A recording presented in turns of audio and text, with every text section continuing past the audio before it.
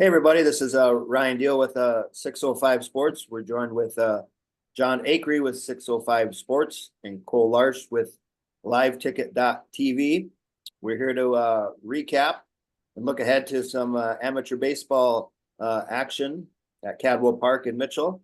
Cole has been covering the tournament from a couple different angles, and so has John here for 605 Sports with some stories and some other things. And we're going to kind of recap a fun first few days out at that Cadwell and look ahead to the rest of the action and everything. John, before we kind of look ahead to some of the games coming up, what has kind of been your overall thoughts on the tournament? It's been another fun one up to this point. Yeah, a lot of, I would say, unexpected, a lot of upsets.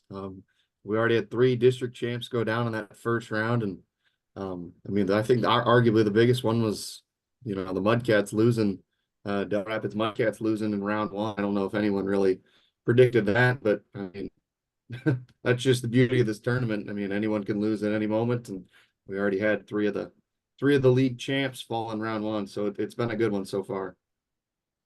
Cole, what have you thought of the tournament up to this point?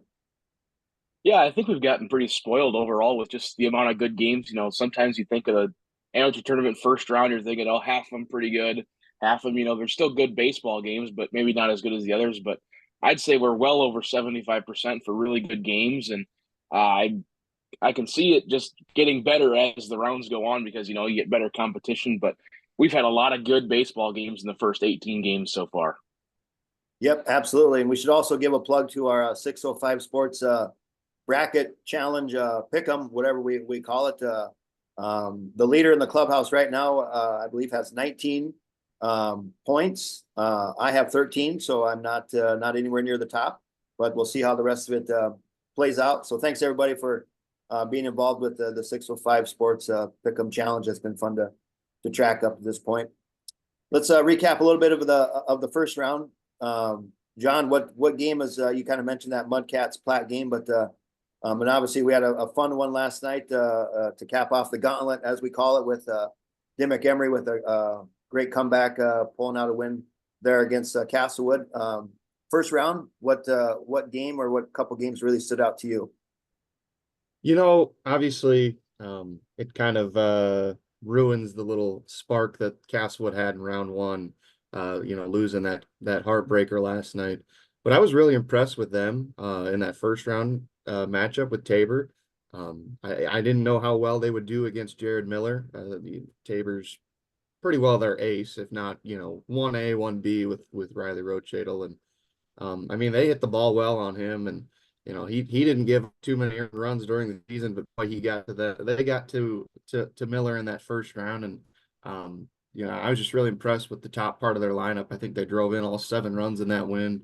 And the pitching trio of Gower, Bank, and Steiger propelled the defense and limiting Tabor's offense. But I was really impressed with them. They were the Rep 2 out of the Eastern Dakota League, and they walk in and take down a really good Tabor Bluebirds team, defending South Central League champs, and made the state semifinals last year. I mean, that's a big win for them, especially since, it's kind of a newly formed Castlewood team going from A to B and having to drop a lot of guys from that Class A team last year. So, I mean, that was probably the game that stood out to me the most. And then obviously, Platte Del Rapids Mudcats was another one. But Cole, what games really stood out to you? Well, I think the 3 out of the 4 games that I missed on Friday and Saturday in the afternoon sessions were the games that really stood out to me. But almost from a homer standpoint, the Mount Vernon game really stood out to me. Back and forth with Salem all year. And I think if you would have said that to me at the beginning of the season, that, yeah, Mount Vernon's going to take on a pretty good Salem team in the tournament and win 4-3 after they started 0-6, I believe, in the Sunshine League, is like, I would have been amazed. That just kind of shows you how much better they've become after the start of the season. I don't know if they just weren't gelling right, but you never know with that Mount Vernon team come tournament time. They're always almost guaranteed to win a game. But yeah, and then those Friday afternoon and those Saturday afternoon games, I was not there, unfortunately, so I can't really speak on them. I'm sure you guys can a little bit more, but we had 4 really good games there in those afternoon sessions. But yeah, it's been a lot of really good baseball, especially those 4 that, of course, I missed. Yeah. Yeah, and I'll say that, that Platte Bell Rapids Mudcats game, I know we kind of keep touching on that one, but that was just a well played game, 1-0, the pitchers duel with Chris Regas and Grant Doom. Sometimes you get to these tournaments and you see some high scoring games and kind of some blowouts, especially some of these first round games and everything. But that game was just great, just great baseball all around. So that was a fun one. And obviously the the one last night with Dimmick Emery and Castlewood, Dimmick Emery down 7-3, going to the bottom of the ninth. They tied it up. Two outs, bottom of the ninth. How many times have you, as a baseball fan and player, do you kind of relish being around that moment and kind of thinking about that type of stuff? So really cool for Dimmick Emery to pull that one out, and obviously heartbreaker for Castlewood, but really cool to see that one at Cadwell Park play out last night. All right, now we shift gears to the second round. John, we kind of start with you, I guess. Second round matchup or matchups you're really looking forward to. Yeah, and kind of like Cole here being a homer. I mean, just these Sunshine League matchups. That we've got 2 second-round Sunshine League matchups, Alec and Platte, and then Mount Vernon, Winter Cologne. Those ones, I mean, I think either one of them can go, either way. Just with it being a district game basically, and these teams knowing each other so well, and so I think those ones will be interesting. And then obviously, like Canova Gang, Kimball White Lake, I think that one could be good as well. Both hard-hitting teams and kind of showed out in round 1. We'll see what they can do in round 2. And I mean, and obviously we kind of alluded to it. I wanted to add this, that if you watched the stream last night from the Dimmick Emery Larchwood game, I thought it was kind of cool how pretty much the guys that sparked that comeback in the 9th inning were all of Dimmick Emery's veteran guys. You had Doug Sudbeck, Gene Kitchens, Jason Schmidt, Phil Johnson, Sam Pischke, just all these veteran guys that came up huge in really big spots at the end of the season, what would have been the end of the season had they lost. And I just thought that was really cool, in the moment, seeing that happen. Yeah. Cole, which ones are you really looking forward to? Yeah, I think obviously the Sunshine League matchups, not to piggyback back off John, but those Tuesday games as well, that Canova Kimball White Lake game and then PBR Millbank.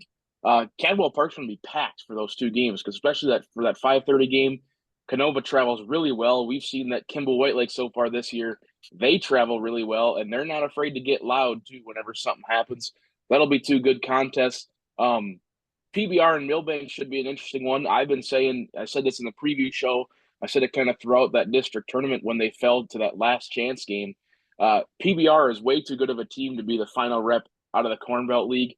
And Millbank, they just have pitching all over the place, and then they can just put up 9 batters that can hit the ball everywhere in Cadwell Park. Should be some really exciting games. And then, of course, the homer take, the Sunshine League matchups, Alec Plaque, Mount Vernon, Winter Cologne. Those will be packed for that too. I mean, we should have 8 really good baseball games coming up. Yep, absolutely. I think you guys got it covered with some of those games I was going to kind of bring up as well. Why not? How about a little Four Corners and Garrettson? Obviously, 2 teams, not familiar with each other. Obviously, we got some of these matchups where some teams are familiar with each other. So, that'll be fun to see how that one goes. I don't think too many people had Four Corners making it past the first round in a crazy win against Crofton. That was you really almost kind of had to be there to believe it. 18 runs in 1 inning. We had a grand slam. Just kind of a crazy game there yesterday afternoon and everything. So we'll see how they fare against Garrettson. So some fun games coming up. Make sure to keep following along on liveticket.tv and 605 Sports, and we'll provide some coverage for you guys and keep following along. Thanks, everybody.